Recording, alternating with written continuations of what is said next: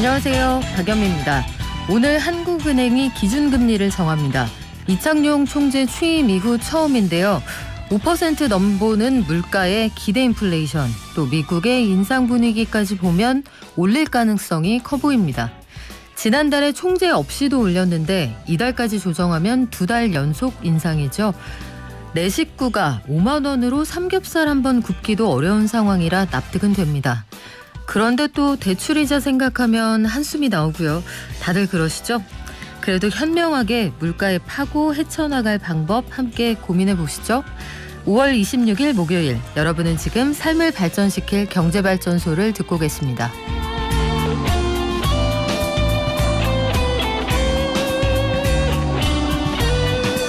네, 오늘 첫 금통위 이창용 한국은행 신임 총재의 데뷔 무대입니다.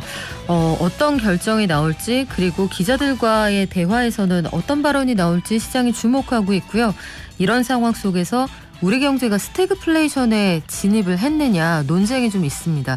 일부 경제학자들의 경고도 나왔습니다. 또 폭락 사태로 시장에 큰 충격을 안긴 이 가상화폐 루나, 테라, 코빗까지 상장 폐지를 결정했다고 하는데 이걸 또 다시 테라 2.0으로 재건하는 안이 투자자 투표에서 결정이 됐다고 합니다. 거래소들이 공동 대응하는 방안도 마련한다고 하는데 구체적인 내용 알려드리고요. 금융권에서 또 수십억 원대 횡령 사건이 발생했습니다. 새마을금고에서도 직원이 수년간 수십억 원을 빼돌렸다. 자꾸 이런 일이 왜 벌어질까요? 또 교통비 부담을 줄여주기 위한 정부의 정책들 또 나온다고 합니다. 다양한 경제 소식 머니투데이의 조한송 기자와 알아보고요. 증시 들렀다가 IT 발전소 활짝 열겠습니다. 반도체 패권 전쟁 속에서 지난주에 우리가 한미 정상회담까지 열렸잖아요. 이 상황 그리고 앞으로의 전망, 반도체 시장 어떻게 될지 짚어보겠습니다. 예술발전소도 열죠. 숨어있던 대작들이 미술시장으로 최근에 우르르 쏟아져 나오게 만들고 있다는데 3D 법칙? 이게 무슨 법칙이길래 그럴까요? 이 법칙이 뭔지, 이게 미술시장에는 어떤 영향을 미칠지 최근 화제가 된 소식과 함께 알아보겠습니다. 방송 중에 샵 0951, 단문 50원, 장문 100원이고요. TBS 앱과 유튜브도 열려 있습니다.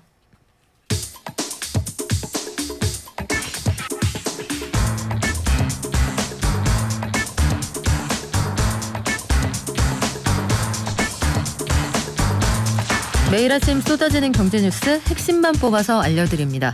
오늘은 머니투데이 조한송 기자와 함께 할게요. 안녕하세요. 네, 안녕하세요. 자, 조 기자님, 오늘 이창용 신임 한국은행 총재가 첫 금통위 회의를 열죠. 네. 기준금리 보통 인상할 거다 이렇게들 보시는 것 같아요. 네, 맞습니다. 현재 기준금리가 1.5%인데요. 시장 참가자들은 2달 연속 금리를 올리는 것이 좀 이례적이긴 한데 이번에도 하느니 기준금리를 인상해서 연 1.75%가 될 것이 확실하다고 내다보고 있습니다. 참고로 오늘 결정 발표는요. 조금 뒤인 오전 10시께 발표되고요. 총재 주재하에 간담회는 11시 20분께 시작이 됩니다.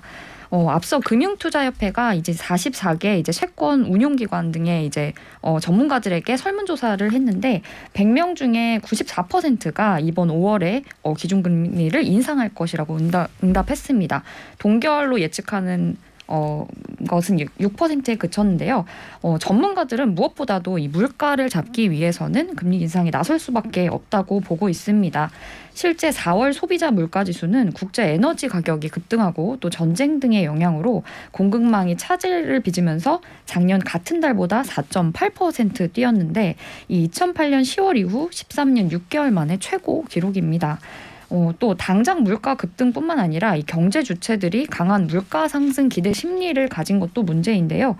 한국은행의 소비자 동향 조사 결과에 따르면 5월 기대 인플레이션율은 3.3%로 2012년 10월 이후 9년 7개월 만에 또 가장 높았습니다. 상황이 심각해지자 이 총재는 지난 16일 한 번에 0.5%포인트를 인상하는 빅스텝을 완전히 배제할 수 있다고 말할 단계는 아니다라고 언급을 하기도 했습니다. 하느니 오늘 어떤 결정을 내릴지 조금 뒤 발표되는 기준금리 인상 여부를 좀 확인해 봐야 될 것 같은데요. 시장에서는 하느니 연말까지 2, 3회 금리를 추가 인상해서 연말께 기준금리가 2.25%에서 2.5%까지도 높아질 수 있다는 의견도 있습니다. 네, 김인설님 우리 유튜브로 항상 오시는데 요즘 삼겹살 한 근에 16,500원이라고요.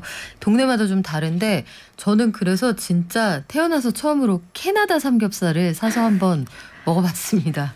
가격 차이가 좀 있어서 요새 많이 올랐더라고요. 앞서 소비자 물가 지수가 4월 기준으로 4.8%나 올랐다 말씀드렸는데 스태그플레이션에 진입했다. 경기는 안 좋다는 뜻인가요? 네, 맞습니다. 이 스태그플레이션이란 경기 침체 상황에서 수요는 줄어드는데 물가가 오르는 이상 현상을 말하는데요. 1970년 5일 쇼크 당시 등장한 용어인데 이런 위기가 또다시 재현되는 것이 아니냐라는 우려가 높아지고 있습니다. 5일 쇼크 당시에 원유와 금은 이런 것들이 수익률이 가장 높았고 반면 채권과 주식은 실질 수익률이 마이너스였는데요. 그러니까 즉 안전자산에 돈이 쏠렸다는 건데 지금 뭐 주식이나 비트코인 시장도 좋지 않고 달러나 이런 안전자산 가치가 높아지는 거 보면 이와 좀 상황이 유사해 보입니다.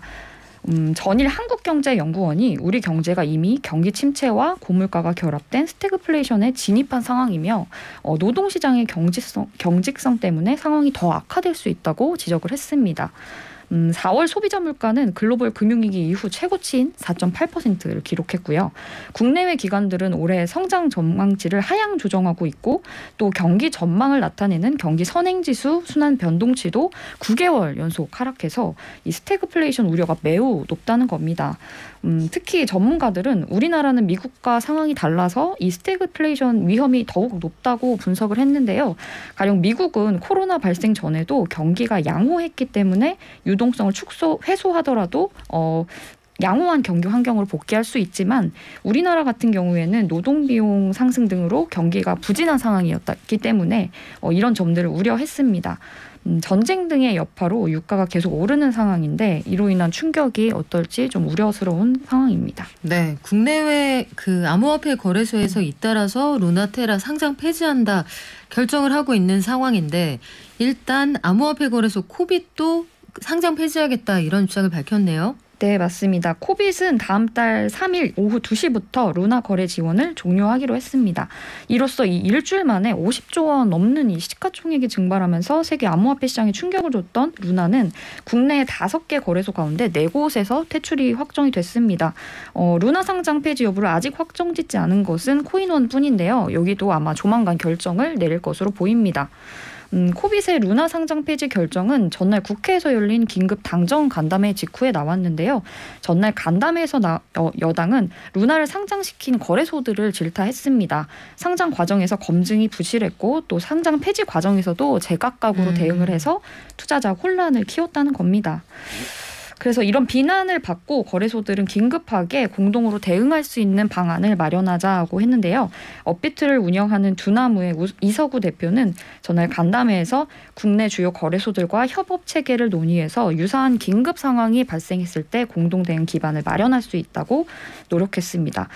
한편 이런 테라 논란이 식기도 전에 권도영 테라포네스 대표가 새로운 테라 블록체인인 이 테라 2.0 네트워크를 발행하겠다고 했는데요. 신제품을 내놓는다고요? 또? 네. 그렇습니다. 그래서 어제 투표 결과 그렇게 결정이 됐는데요.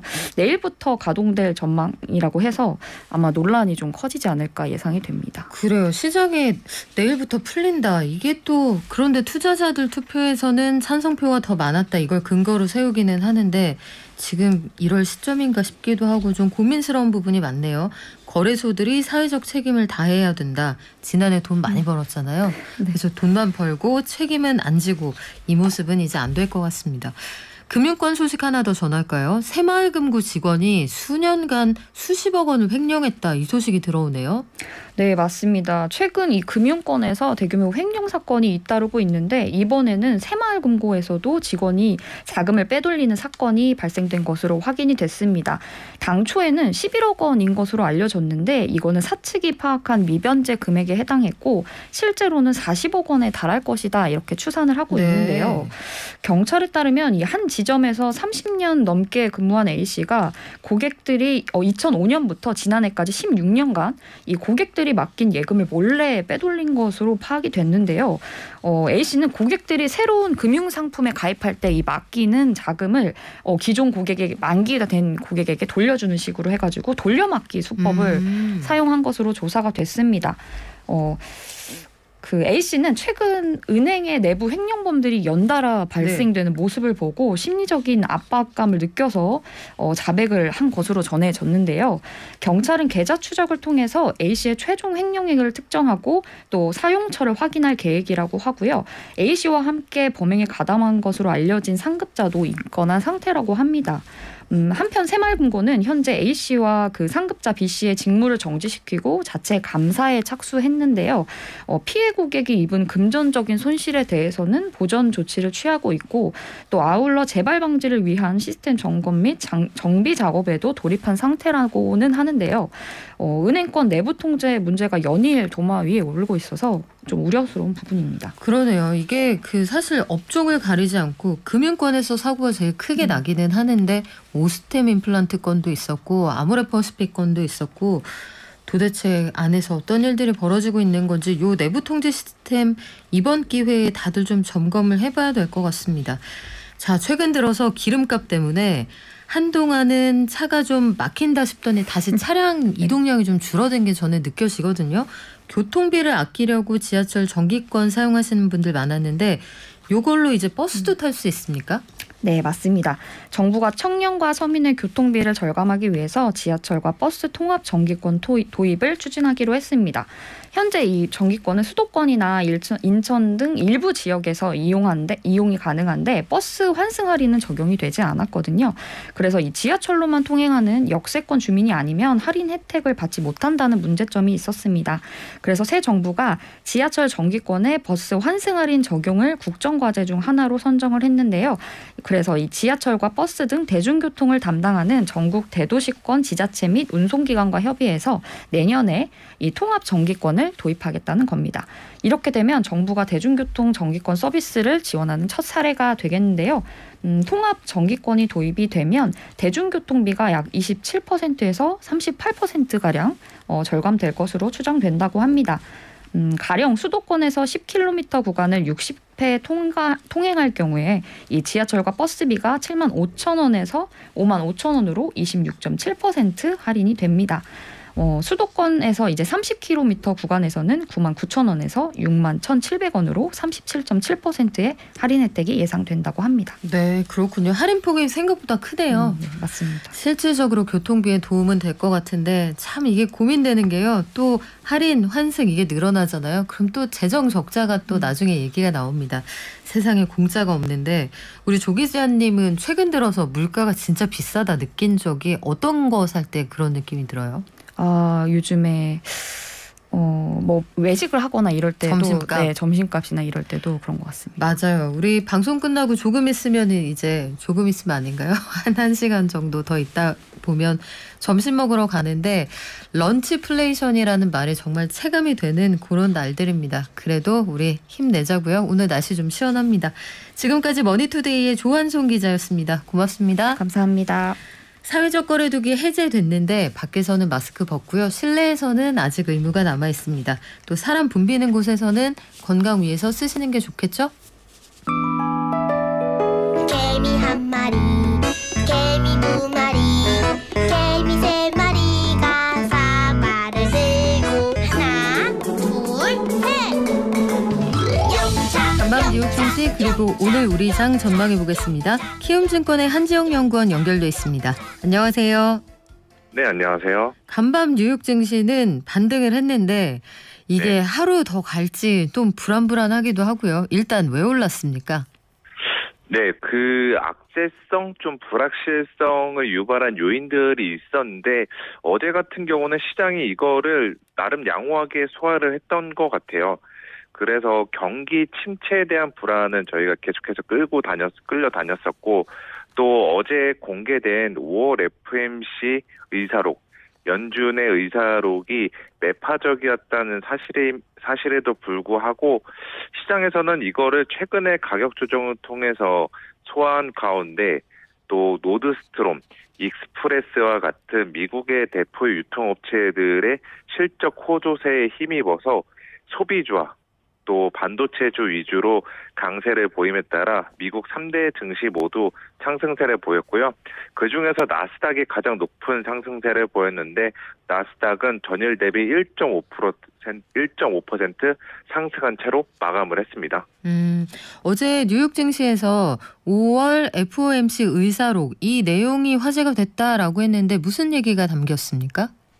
예, 그 의사록에 공개된 바에 의하면은 대부분 연준 위원들은 앞으로 있을 두 차례 회의에서 0.5%포인트 금리 인상이 적절할 것이라고 밝혔습니다. 또한 긴축적인 정책 스탠스 자체가 현 시점에서는 합당하다라고 평가를 하면서 다가오는 6월과 7월 FOMC 회의에서 빅스텝이 이어질 수 있음을 예고를 했습니다.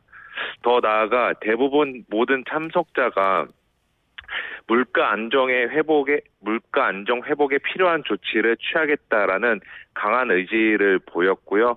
또다시 아울러서 러시아의 우크라이나 침공에 따른 변화와 또 중국의 봉쇄 조치가 미국과 글로벌 경제에 대한 위험을 높이고 있다라고 진단을 했습니다.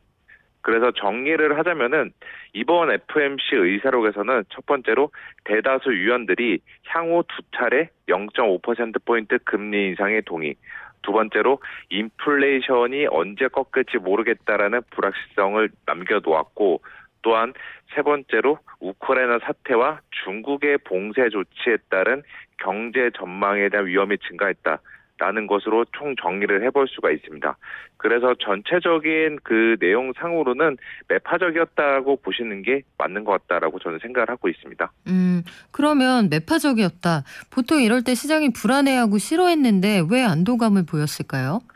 예, 왜 그런지 좀 생각을 해보니까 그 연초 이후에 그 공개될 때마다 불확실성을 유발해서 시장 충격을 가했던 기존의 12월, 1월, 3월 의사록과는 달리 이번 FOMC 의사록은 그냥 새로운 내용이 등장하지 않았다는 사실 자체만으로도 안도했던 것으로 저는 보고 있습니다. 왜냐하면은 이번에 의사록에 나왔던 내용은 지난번 5월 초 기자회견 당시에 상당 부분 노출이 되었고 또 현재까지 중간중간에 있었던 연준 위원들의 발언을 통해서 시장이 어느 정도 소화를 하고 있지 않았나라고 보고 있습니다. 하지만 저는 좀 더 드리고 싶은 말씀은 이번 의사록에서 인플레이션이라는 단어가 총 60차례 정도 엄청나게 많이 언급이 됐어요. 여기서 우리가 알 수 있는 부분은 연준도 지금 인플레이션 방향에 대해서는 자신감이 없는 것으로 볼 수가 있고요. 또 앞으로의 연준의 정책 결정이 본인들이 밝히기를 우리는 숫자랑 데이터 보고 움직이겠다라고 강조한 만큼 이들 역시 인플레이션이라는 변수에 종속되어서 향후 수동적인 정책 결정에 나설 수밖에 없다라고 저는 바라보고 있습니다. 따라서 이번 5월 FOMC 의사록은 현재 악재로 점철된 환경 속에서 일말의 안도감을 제공하기는 했지만 6월 소비자 물가, 6월 FOMC까지 인플레이션과 연준 정책을 둘러싼 불확실성은 투자자들도 당분간 감내해 나가면서 대응해야 된다라고 저는 생각을 하고 있습니다. 오늘 우리도 한국은행 금통위가 예정이 돼 있는데 금리 올릴 거다 뭐 이쪽으로 거의 부등호가 기울어져 있잖아요. 요건 알겠고 관전 포인트는 뭡니까? 예, 그 0.25%포인트 금리 인상은 이미 시장에서 예상을 하고 있는 상황이고요. 이제 중요한 거는 최근에 이제 이번 자리 같은 경우는 신인 한은 총재가 처음으로 이제 의사봉을 잡는 자리입니다. 그래서 이분이 이제 이번에 금리 인상을 한 다음에 앞으로의 금리 방향성에 대해서, 금리 경로에 대해서 어떤 식으로 방향을 제시할지 이번 기자회견이 더 관전 포인트라고 저는 바라보고 있습니다. 더 나아가 현재 한국도 경기 위축 국면에 진입하면서 하반기로 갈수록 한국 경기 침체 우려도 조금씩 높아지고 있는데 과연 한은 측에서 이러한 경기 하방 위험을 얼마나 걱정하고 있는지도 이번 금통위에서 관심사가 될 것으로 저는 생각을 하고 있습니다. 올해와 내년에 경제 성장률 전망치나 물가에 대한 입장 이런 것들도 좀 관심 있게 보면 좋을 텐데 오늘 우리 증시는 어떻게 출발했습니까? 예, 그 미국 증시의 그 상승 랠리에 힘입어서 우리나라 증시도 지금 코스피 기준으로 0.5%대 강세를 보이고 있습니다. 다만 제가 아까 말씀드렸다시피 미국 증시의 랠리는 단기 안도적인 성격이 있었던 만큼 국내 증시 같은 경우는 어느 정도 이를 반영하면서 제한된 상승세를 보이고 있고요. 그래도 오늘 뭐 대형주 중에서 주요 업종 중에서 가장 눈에 띄게 상승하는 종목이 NC소프트나 그다음에 그 크래프톤과 같은 게임주들이 강세를 보이고 있는데 이거 같은 경우는 신규 뚜렷한 호재성 재료가 없지만 그동안 너무 많이 빠졌다라는 인식에 힘입어서 지금 주가가 동반 강세를 보이고 있는 것으로 생각이 되고 있습니다. 네, 지금까지 키움증권의 한지영 연구원이었습니다. 고맙습니다. 네, 감사합니다. 네.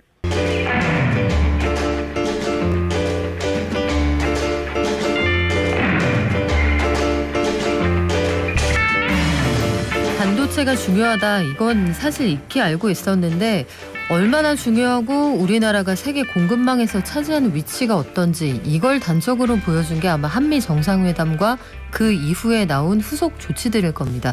IPEF도 결국은 반도체 있는 한국 우리하고 깐부하자 이런 얘기인 것 같은데 반도체 선도국들 사이에서 패권 경쟁이 본격화될 거다. 이 가운데 중국은 어떤 역할을 할지 또 미국이 앞으로 어떤 행보를 보일지 우리는 어떤 선택을 해야 될지 좀 고민스럽거든요.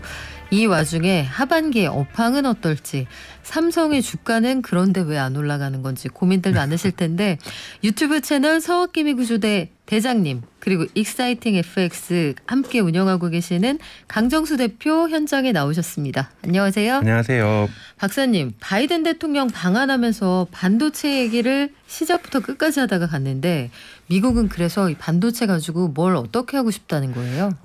재미있는 일화 하나 소개시켜드리겠습니다. 네. 올해 1월 26일 뉴욕타임즈가 보도를 했었는데요.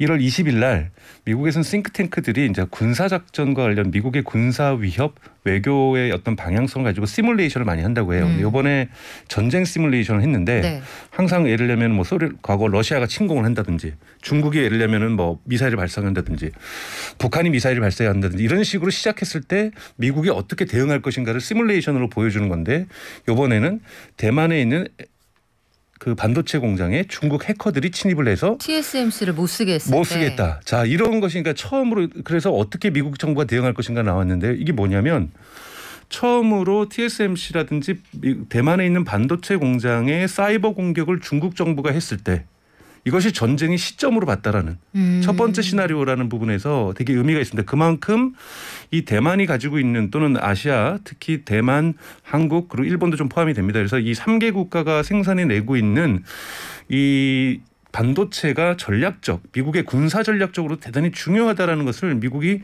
보여주고 있었던 대표적인 사례라고 보고 있는데요.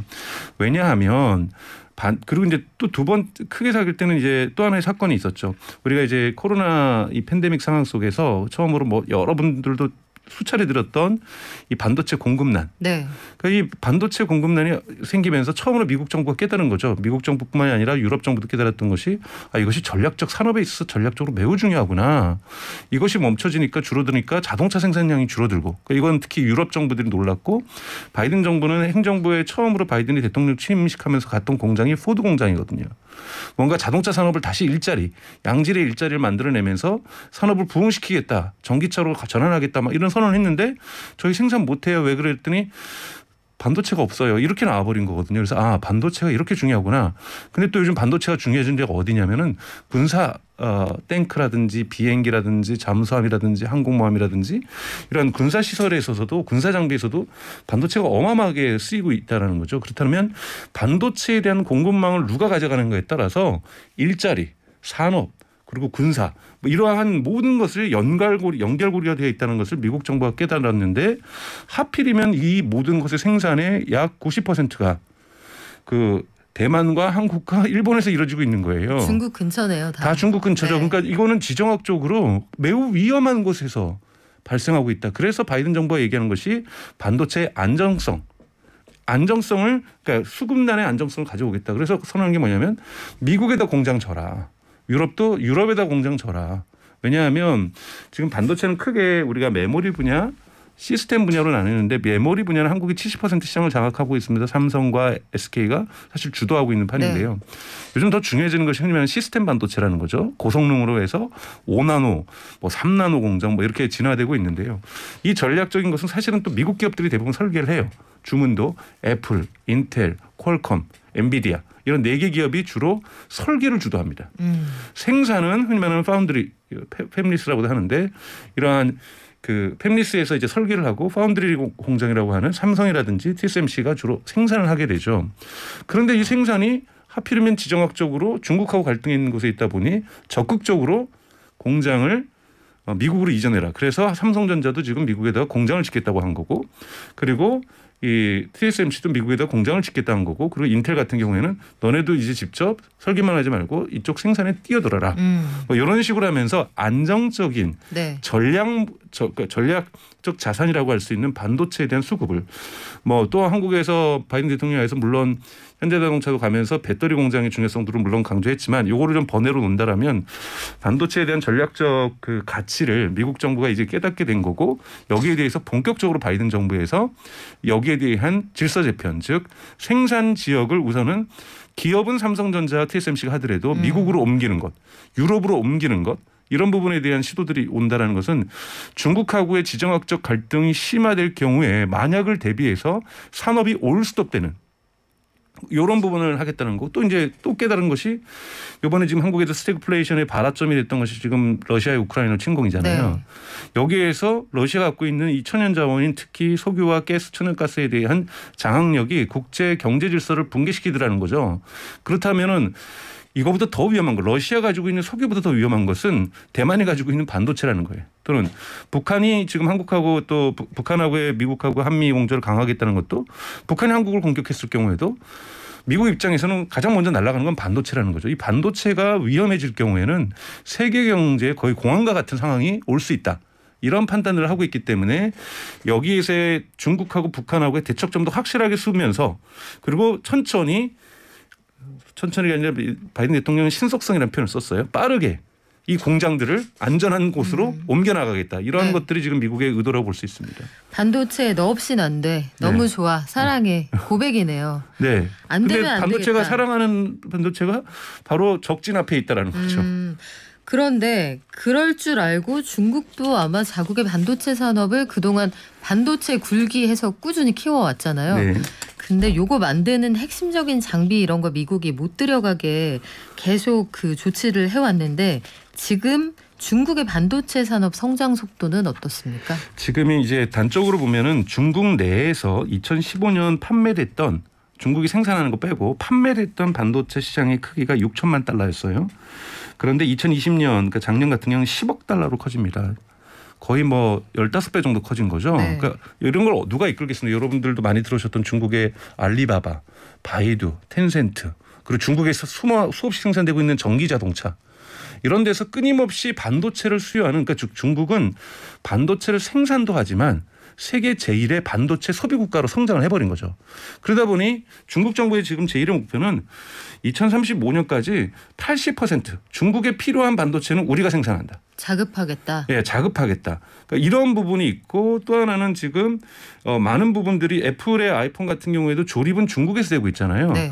생산은 근데 그 반도체 생산은 대만에서 되는 거죠. 대만에서 생산된 반도체가 그리고 한국에서 생산된 삼성전자와 SK의 반도체가 메모리라든지 이런 것들이 중국으로 넘어가서 조립돼서 나가는 것. 이건 중국 수요가 아닙니다. 그렇죠. 이 부분도 대단히 크다라는 거예요. 그러니까 미국 정부는 이제 애플한테 압박을 넣는 거죠. 중국에 대한 종속성을 줄여라.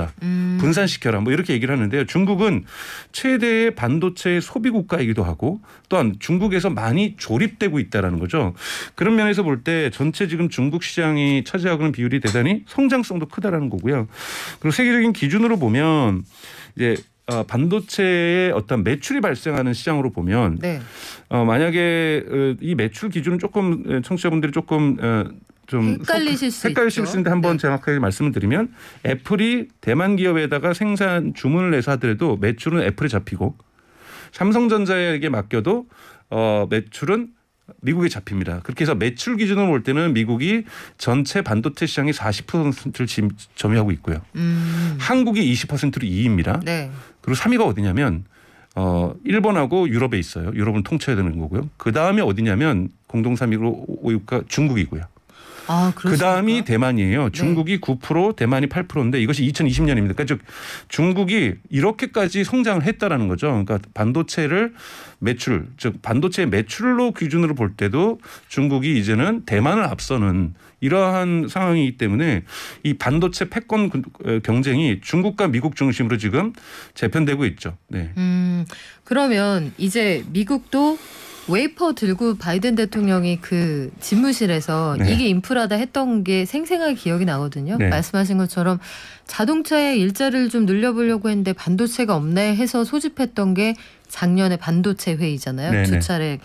그러고 나서 중국도 열심히 뛰어보려고 했을 텐데 둘이 만약에 본격적으로 나는 반도체 가지고 붙는다. 네. 좀 IPEF 이후에 우리가 그려지는 시나리오대로 간다고 하면은 어떻게 될까요? 근데 앞으로? 중국하고 경쟁하는 것이 그러니까 이 어느 정도의 안전성을 확보하는 거는 중요합니다만 만약에 중국하고 정말 미국이 미중 간의 갈등이 심화돼서 예를 들면 가장 극단적인 전쟁이라든지 뭘로 간다는 건 세계 경제의 종말이라고 저는 생각이 들어요. 그렇죠.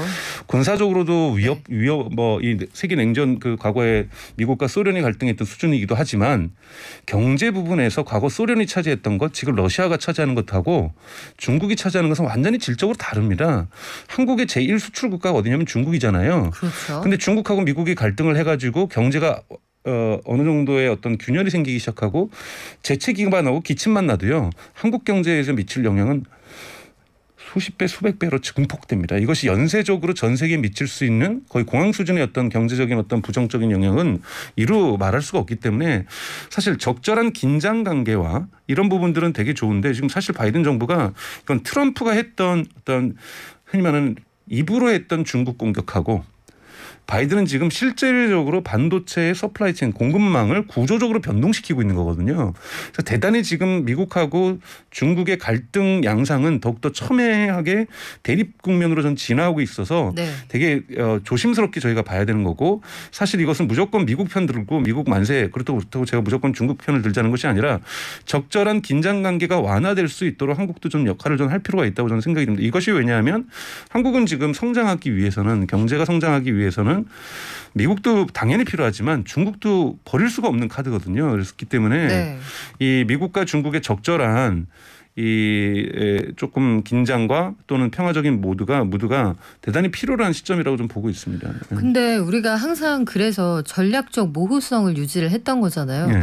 그런데 이번에 그동안 안보는 미국이고 경제는 중국이야 했던 그 균형이 살짝 미국 쪽으로 넘어가는 듯한 느낌을 줬기 때문에 앞으로 어떻게 해야 되냐 더 고민이 많아졌는데 우리가 말하자면은 이게 또 좋게 보면 생일 파티가 두 군데서 열릴 때 내 생일 파티에 와 나한테도 와 같은 날 생일 파티가 있는 거예요. 근데 양쪽으로 초대받는 인기 있는 친구이기도 하지만 둘 다 섭섭하게 할 수도 있고 이럴 때 뭐 어떻게 하면 됩니까? 예를 들면 사장님이 예를 들면 미국 가면 부사장은 중국 가야죠.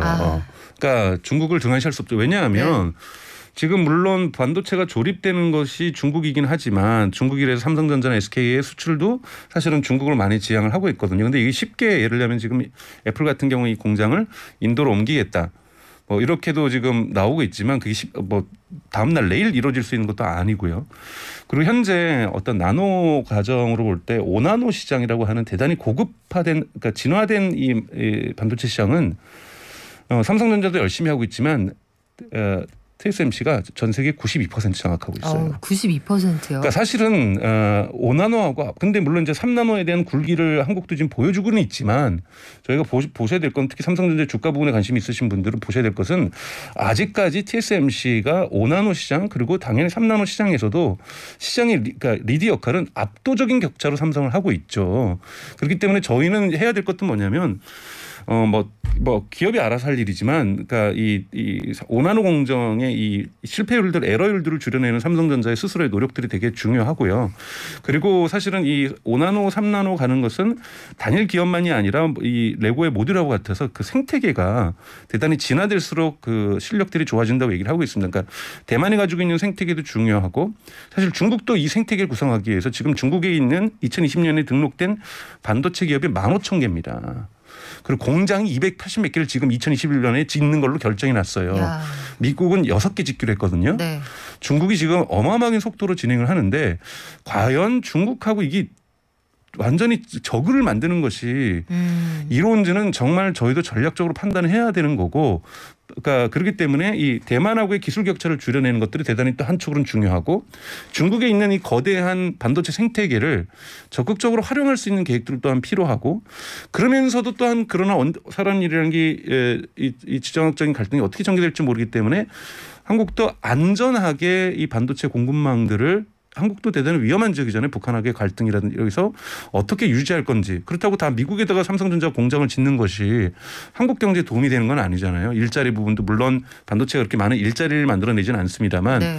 어떤 연구진이라든지 주변의 어떤 흔히 말하는 자동차로 치면 1차 벤더, 2차 벤더처럼 다양한 반도체 생태계들을 중소형 연구소라든지 이런 부분들을 어떻게 활성화할 건지, 삼성전자만이 아니라 SK만이 아니라 이런 전략적 큰 그림이 이미 정부 차원에서는 필요하지 않나라는 좀 생각이 듭니다. 그래요. 세계화의 위기가 왔다. 이게 사실은 코로나19 이후에 네. 우리가 러시아 전쟁 이후에도 직면했던 과제잖아요. 네네. 다들 그래서 기업이 유턴한다. 근데 네. 리쇼어링이 꼭 답이냐? 이건 또 모르겠단 말이죠. 네. 각국이 담당하고 있었던 이 분업 체계가 무너질 때 우리가 어떻게 해야 될 거냐.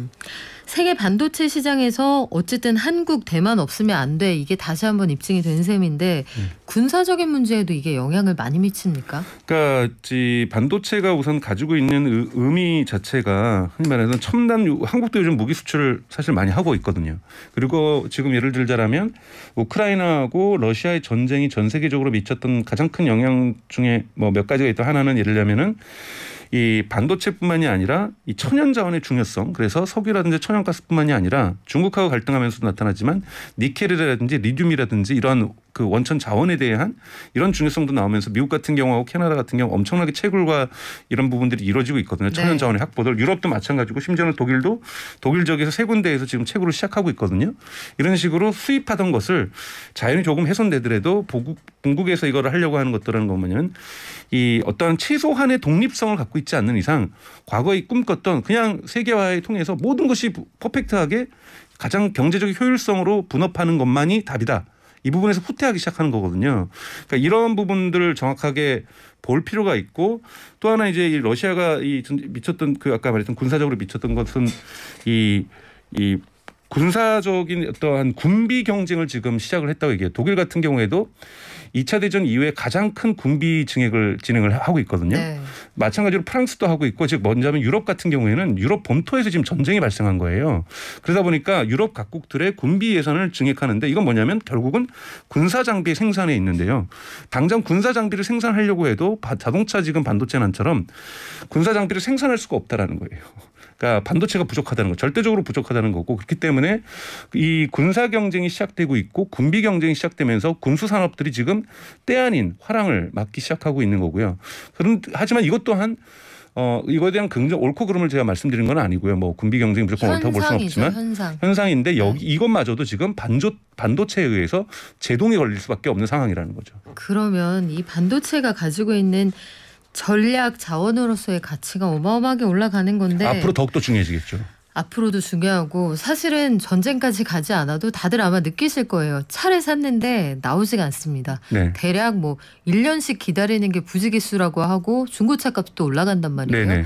이거는 뭐 엄청난 기술이 들어가는 그런 반도체는 안 쓴다고는 하는데 일단 산업에 직접적인 영향을 미치는 차량용 반도체는 언제쯤 이게 좀 원활하게 공급이 될까요? 그러니까 지금 전문가들에서는 우선은 이제 사람들이 이제 차량용 반도체 수급난이 발생했던 첫 번째 원인은 그러니까 이 갑자기 흔히 말해서 컴퓨터라든지 이 스마트폰에 대한 소비가 급증했었죠. 코로나 시기에. 네. 그러면서 여기에 반도체를 갖다가 생산을 돌리면서 자량용 반도체는 예를 들면 그렇게 고급 반도체가 많이 쓰이지 않았기 때문에 생산량들을 절대적으로 줄여버린 거죠. 그래서 이거를 싼 거 줄이고 비싼 거 팔자. 그렇죠. 특히 이 마진율이 좋은 걸로. 네. 그러면서 지금 생산량을 갑자기 또 올리려고 하니 쉽지가 않다는 거고 그리고 지금 아직까지도 생산된 반도체가 이 배달되는데 시간이 더 오래 걸리기도 하고 물류가 물류가 정상화되지 됐군요. 않았고 네. 그리고 점점 전기 자동차라든지 이런 식으로 자동차가 고급화되면서 자동차에 필요한 반도체 수도 폭발적으로 증가하고 있고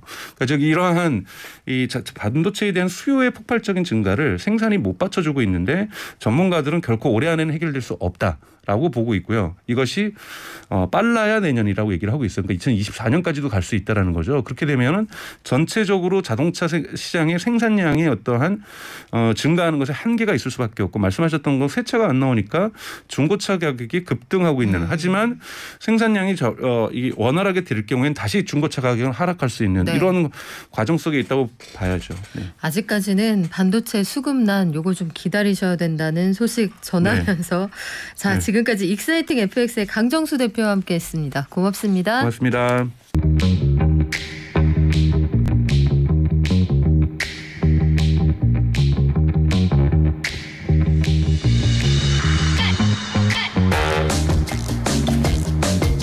네, 방금 속보가 들어왔네요. 한국은행이 기준금리를 0.25%포인트 인상했습니다. 종전 1.5%에서 1.75%가 됐는데 약 15년 만에 2달 연속 인상이고요. 역시 5%에 근접한 물가 또 미국의 가파른 통화 긴축 흐름 이런 것들을 두루 고려한 것이 아닐까 생각이 되네요. 통화정책 방향에 대한 그 총재의 브리핑은 잠시 후에 진행이 되니까요. 속보 들어오면 또 알려드리겠습니다. 그 사이에 손님 오셨네요. 안녕하세요. 안녕하세요. 비드피스의 이정우 대표님 오셨는데 최근 미술계에는 대작들의 시장에 좀 쏟아진다 이런 얘기도 있고 미국의 부동산 재벌 부부 일단 여기서 부러웠는데 그다음에 또 부러웠어요. 현대미술 작품 65점을 경매에 내놨는데 65점 가지고 1조 원이 넘고 1억이 있습니까? 그래서 이런 상황들이 왜 벌어지는 건지 그리고 미술시장의 3D 법칙 이런 게 있다고 해요. 이런 것들이 어떤 의미를 갖고 있는지 한번 알아볼게요. 이번에 화제를 일으킨 요 미국의 부동산 재벌 부부 총 판매에 그리고 어떤 작품들이 있었는지 알아볼까요? 네, 이 부동산 재벌 부부가 내놓은 작품이 총 65점인데요. 2차례 경매를 진행했고 2차례 경매 진행한 수익금이 총액이 약 1조 1,725억 원이라고 합니다. 65점에 1조가 넘는 금액이 수익이 된 거죠. 내놓은 작품들은 정말 유명한 작업들이 많았는데 파블로 피카소, 앤디 워홀, 마크 로스코라든지 하는 이름만 들어도 누구나 좀 알만한 예술가들의 숨겨져 있던 작품들이 이번 경매에 나왔었다고 합니다. 저도 그 언급하신 세 분 중에 두 번째까지는 알겠어요. 네. 세 번째에 막히네요. 마크 로스코에서 막혔어요. 네. 그런데 미국의 부동산 재벌 부부 돈 많다 알겠는데 이분들은 왜 이렇게 유명한 작품들을 많이 수집을 했습니까?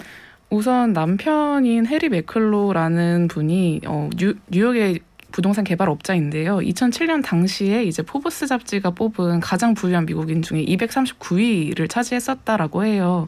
당시 순자산이 2조 9천억 원대였다고 하고요. 순자산이 약 3조 원이라고요? 네. 야, 네. 그리고 아내인 린다 매클로는 뉴욕 메트로폴리탄 미술관 명예이사였습니다. 그러면서 현대미술 작품 수집에 매우 열성적인 활동을 보였었다고 하는데요. 지난 2018년에 이들 부부가 50년의 결혼 생활의 종지부를 찍고 이혼을 결심하면서 재산 분할을 시작했는데 재산이 너무 많다 보니까 과정이 쉽지 않았었다라고 해요. 와. 네, 그리고 가지고 있던 재산의 절반 이상이 미술품에 들어가 있었는데 남편하고 아내가 각각 추산했던 미술품 가치 평가액이 그 차이가 1천억 원이 넘었다고 합니다. 너무 컸던 거죠, 의견 차이가. 네. 그래서 뉴욕 법원에서는 재산 분할 절차가 오래 걸릴 것 같으니 두 사람 다 80대 고령이고 공동 소유한 미술 작품 65점 그냥 경매에 팔아서 수익금 나눠 가지라라고 판결을 내렸고 이렇게 작품이 팔리게 된 겁니다. 사실 배경은 좀 슬픈 얘기네요. 황혼이혼. 네. 그러니까 이 미술시장에 대작들이 나온 배경에 미국 부동산 개발업자의 황혼이혼이 있었다. 요거 재밌는데 이 부부가 갈라서기로 하면서 세상에 나온 미술 작품의 총액이 1조 2천억 원. 그러면 미술 시장에서 가치를 인정받는 작품이 컬렉션에 많았다는 건데 대표적으로 어떤 것들이 있었습니까? 가장 비싸게 낙찰이 됐던 작업은 자코메티라는 작가의 조각 작품인 코입니다. 작업을 보면 피노키오를 보는 것처럼 굉장히 긴 코를 가진 얼굴 조각인 걸 볼 수가 있는데요. 자코메티 같은 경우에는 저희가 최근에 경제발전소에서도 언급했었지만 네. 조각 작업 중에서는 유일하게 경매가 1,000억 원대를 넘긴 유일한 조각가입니다. 이번 작업도 비슷한 금액대에 낙찰이 됐어요. 992억 8천만 원이었습니다. 그리고 마크 로스코 같은 경우에는 앞서 유일하게 잘 모르겠는 화가다라고 말씀해 주셨는데 오늘부터 1일이에요. 네. 네. 그 색깔로 가득 캔버스를 채운 색면 추상화 작업을 주로 선보였던 화가입니다. 이번에 낙찰된 작업은 넘버 7이라는 작업이고 버건디, 네이비 그리고 다크 퍼플 색상으로 구성이 되어 있고요. 가격은 약 610억 원대에 낙찰이 되었었다라고 해요. 그리고 이 외에도 앤디 워홀의 자화상 작품이 237억 원대에 낙찰되는 등 많은 기록을 세웠습니다. 이것만 해도 대단한데 이번 경매가 새로 세운 기록이 여기서 끝이 아니라면서요? 네, 이번에 개인 소장품으로 나온 컬렉션 중에서 최고가, 역대 경매 최고가 기록을 세웠는데요. 기업이나 국가가 아니라 개인이 내놓은 컬렉션들, 이전까지 최고 기록을 세웠던 건 록펠러 부부의 컬렉션이었습니다. 8억 3,500만 달러, 하나로 환산하면 1조 563억 원이었어요. 그런데 이제 당시에 록펠러 가문이 내놓았던 컬렉션의 작품 수가 1,500점이었는데 이번 맥클로 부부 컬렉션은 65점입니다. 그리고 이 65점이라는 작업으로 1조 2천억 원이라는 최고가를 찍은 거죠. 그 점에서 미술시장에서는 새로운 역사를 썼다라고 평가하고 있습니다. 이겼네요. 네. 아, 록펠러 부부를 이기는 부부가 있을 줄이야. 그런데 이 미술 시장에 부동산 재벌의 이혼 때문에 고급 작품들이 쏟아져 나왔다. 이런 현상을 일컫는 미술 시장에 용어가 있다면서요? 네, 미술 시장에서 아무래도 제일 중요한 게 좀 고가의 작업 혹은 뛰어난 명성이나 가치를 가진 작업을 구하는 것이다 보니까 경매회사라든지 갤러리라든지 미술품을 취급하는 어떤 곳에서든 작품을 일단 가지고 오는 게 제일 큰 이슈예요. 그리고 이 작품을 소장하고 있는 기존에 이미 구입해서 가지고 있는 컬렉터들이 언제 본인들 작품을 내놓을지가 가장 큰 화두인데 미술시장에서 이 컬렉터들이 본인들의 집 혹은 어딘가에 꽁꽁 숨겨둔 보물 같은 작품들을 내놓는 타이밍을 3D 법칙이라고 이름 붙였습니다. 3D 법칙. 우리가 경제 상황에서는 3D 얘기할 때 힘든 일 하실 때 그런 업종을 얘기할 때 쓰는 말인데 미술 시장의 3D 어떤 겁니까? 죽음 할 때 데스와 이혼, 디볼스 그리고 빚 뎁트의 머리말을 따서 만들어진 말인데요. 이 3D 법칙에 해당하는 이슈가 발생하면 대작들이 무더기로 쏟아져 나온다고 합니다. 아, 그렇군요. 사망, 데스의 사례는 어떤 게 있어요? 죽음의 사례는 주로 유명인들의 케이스가 많은데요. 2008년에 디자이너인 입생 로랑이 사망을 하고서 이듬해 그의 미술품 컬렉션 경매가 파리에서 나왔습니다. 당시에 이제 피카소라든지 마티스 혹은 로마 시대의 조각 작품 같은 뛰어난 작업들 733점이 나왔었고요. 당시 경매에서 총 낙찰된 금액이 한화 약 5,012억 원 정도였다고 합니다. 그리고 이 입생로랑의 배우자였던 피에르 베르제가 이 수익금을 5천억 원 되는 수익금을 자선단체와 의학연구에 기부하기도 했습니다. 그렇군요. T.S. 엘리엇? 천재 시인 아니에요? 이분도 무슨 사연이 있습니까? 네, T.S. 엘리엇도 많은 미술품을 수집했었는데요. 이 T.S. 엘리엇이 사망한 후에 아내인 발레리가 2012년도에 사망하면서 남긴 유언에 남편의 미술품 컬렉션을 경매에 내놔달라. 그리고 그 수익금으로 젊은 시인들, 예술가들 지원해달라라고 했습니다. 그래서 이렇게 유명인들의 사망으로 인해서 시장에 나온 미술품들이 낙찰되면서 좀 여기저기 흩어졌지만 수익금이 굉장히 좋은 일에 쓰이는 경우가 많다라고 볼 수가 있습니다. T.S. 엘리엇 원래 은행원 출신이었는데. 네. 그러면 빚에는 어떤 사례가 있을까요? 빚은 주로 기업 단위에서 좀 사례를 찾아볼 수가 있는데요. 이 2008년도에 리먼 브라더스사가 파산하면서 세계 금융시장에 불황이 맞았었잖아요. 근데 당시에 리먼에서 미술품 수집을 굉장히 오랫동안 해오고 있었는데 당장 좀 현금이 급해지면서 회사의 컬렉션을 조금씩 시장에 팔아서 수백억 원대 이상의 자금을 확보했었다라고 합니다. 물론 빚을 갚기에는 좀 부족한 금액이었지만 조금 급한 불은 끌 수 있었다라고 해요. 급전 필요할 때 우리 엄마들이 저기 황금 거북이나 돼지 내다 파시는 거랑 비슷하군요. 우리나라 사례는 어떤 게 있나요? 우리나라는 이제 2013년도에 전제국 컬렉션 경매가 열렸었는데요. 이거는 전두환 전 대통령의 미납 추징금 환수를 위해 열린 경매였습니다. 당시 전시일가의 미술품 605점을 압류하고 여러 차례 나누어서 경매를 진행했었는데 대부분 완판이 되었고 총 72억 원대의 낙찰이 이루어졌었다라고 해요. 그리고 이 수익금은 모두 국고에 귀속되었습니다. 이런 3D 법칙 미술 시장에는 어떤 영향을 미치나요? 이렇게 시장에 좀 작품이 돌게 되면서 더 많은 작품들이 연달아서 같이 시장에 진출하게 됩니다. 대작이 쏟아져 나온다는 소식이 전해지면 이 작품을 구매하려는 게 기존의 작품을 구매해오던 큰손 컬렉터들이거든요. 근데 이 사람들 대부분 본인 작품을 가지고 있는 경우가 많은데 경매 출품작을 사기 위해서 기존에 가지고 있던 작품을 처분하는 거죠. 그러면서 대작급은 아니지만 경매에 나온 작품급은 아니지만 그 정도와 비슷한 가치를 지닌 작품들이 덩달아서 시장에 같이 진출하게 됩니다.